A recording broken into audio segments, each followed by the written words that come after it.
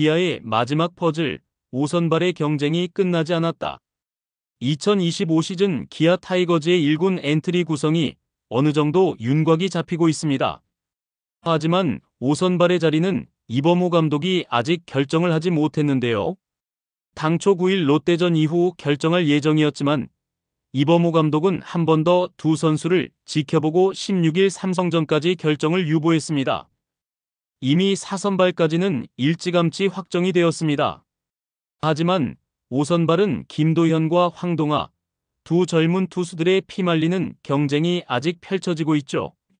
현재 박빙의 승부로 쉽게 결론을 내리지 못하는 두 선수, 과연 기아의 5선발 자리는 누가 차지하게 될까요? 이범호 감독이 추구하는 야구와 이제까지의 성적, 그리고 경기 내용을 바탕으로 예측해 보겠습니다. 구독과 좋아요는 영상 제작에 힘이 됩니다. 선수들이 너무 잘하고 있어서 5선발을 아직 결정할 수 없다는 것은 분명 팀에게는 좋은 신호인데요. 지난 시즌 우승팀이기도 한 기아 타이거즈의 입장에서는 2연속 우승을 위하여 선발 로테이션을 더욱 안정적으로 운영하기 위하여 준비하는 것입니다. 그래서 지난해 깜짝 등장한 김도현과 황동아에 대하여 무한 경쟁을 시키고 있습니다. 먼저 김도현에 대해서 알아보겠습니다. 한마디로 말해서 김도현은 다양한 구종을 활용하는 영리한 투수라고 할 수 있습니다. 김도현은 꾸준한 성장세, 안정적인 피칭을 하는 유형의 투수입니다. 전문가들의 평가로는 빠른 패스트볼과 다양한 변화구를 쉽게 던진다는 것을 강조하고 있습니다. 그에 따른 체력도 좋은 평가를 받고 있죠. 김도현이 가진 가장 큰 무기는 바로 투심 패스트볼과 커브인데요. 투심 패스트볼은 공의 무브먼트가 뛰어나며 우타자의 바깥쪽으로 휘어지는 구종이기에 강력함을 자랑합니다. 또한 커브는 각도가 크고 낙차가 좋아 타자의 타이밍을 빼앗는 데 효과적입니다. 추가적으로 슬라이더나 체인지업을 섞으면서 좌타자와의 승부에서도 충분히 경쟁력을 가지고 있습니다. 특히 타자의 배트 중심을 벗어나는 공을 던지는 능력이 뛰어나며 맞춰 잡는 피칭이 가능합니다. 즉, 긴 이닝을 소화해야 하는 선발이라는 입장에서 매우 유리한 유형의 투수라고 할 수 있죠.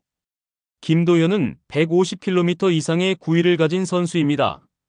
하지만 제구 향상을 위하여 힘을 빼면서 상대적으로 구위가 좀 줄었죠. 그리고 커브의 각도가 좋기는 하지만 약간 높게 던지는 실투시 타자가 편하게 칠 수 있기에 피홈런의 위험도 있습니다. 삼진보다는 맞춰 잡는 유형의 선수로 본래 허용이 줄긴 했지만 삼진을 잡는 능력이 좀 아쉽습니다. 지난 시즌 5월부터 선발진의 역할을 수행하면서 시간이 갈수록 점차 안정적인 투구를 했습니다. 2024 시즌 평균 자책점 4.92, 4승 6패를 기록했습니다. 8월에는 5경기에서 평균 자책점 3.54를, 9월 3경기에서는 평균 자책점 2.12, 그리고 한국 시리즈에서는 3이닝을 던져 평균 자책점 0을 기록했습니다. 점차 기량이 향상되고 있는 것을 알 수 있죠. 다음은 황동아인데요. 황동아는 공격적인 투구 템포와 빠른 피칭이 돋보이는 선수입니다. 지저분한 구위와 빠른 템포로 공격적인 피칭을 펼치는 투수로 ABS 및 피치클락 환경에서 더욱 유리한 스타일입니다. 점차 발전하고 있는 위기관리 능력으로 인하여 주목을 받는 선수입니다. 황동아는 직구 구속이 140대 후반까지 가능한 묵직한 직구가 장점입니다. 슬라이더와 포크볼을 구사하며 공격적인 승부를 하는 타입이죠. 하지만 간혹 제구가 흔들리는 상황도 있고 아직은 경험이 적어 위기 상황에 가끔 흔들리는 경향도 있죠. 갑자기 무너지는 패턴은 교정해야 하는 상황이죠. 또한 이닝이 늘어감에 따라서 피안타율이 증가하기도 합니다. 황동아는 2024 시즌 5승 7패, 평균 자책점 4.44를 기록하면서 새롭게 주목을 받은 선수인데요.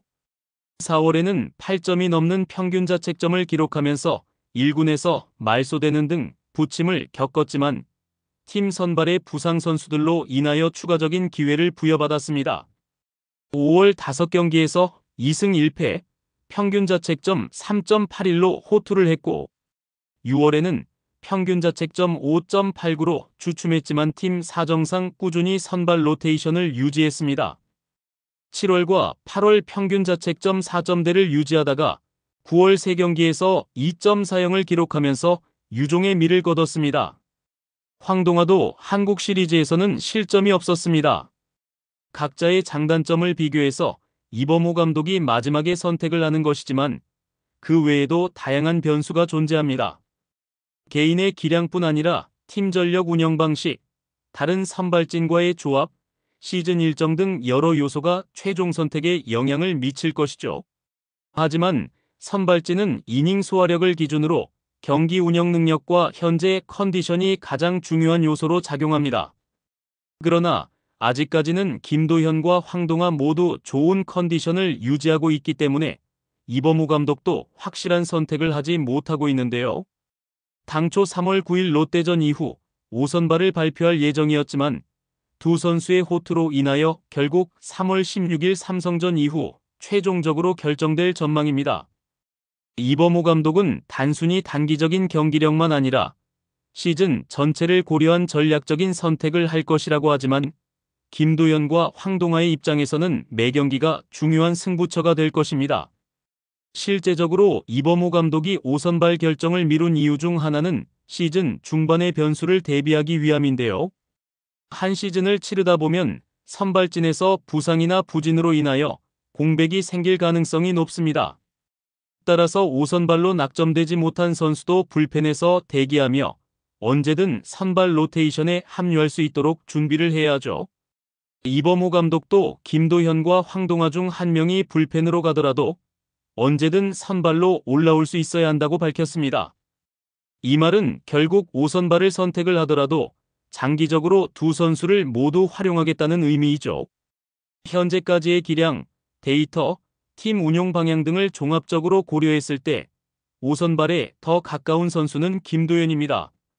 이닝 소화 능력이 뛰어나고 최고 구속이 155km에 이르며 최근 힘을 뺀 투구로 맞춰 잡는 유형의 투구로 선발진 안정화에 적합합니다. 그리고 김도현이 황동아에 비해 전체적인 구속이 높고 제구력도 더 안정적으로 변하고 있다는 점을 주목할 수 있습니다.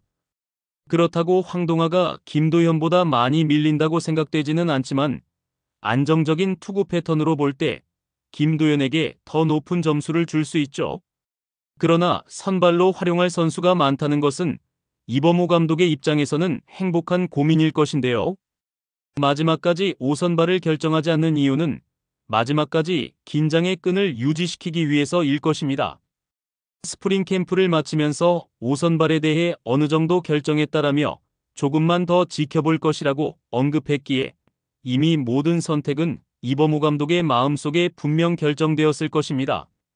아직 최종적인 결정은 이루어지지 않았지만 결과에 상관없이 2025 시즌에서는 분명하게 김도현과 황동아는 기아 투수진의 핵심이 될 것인데요.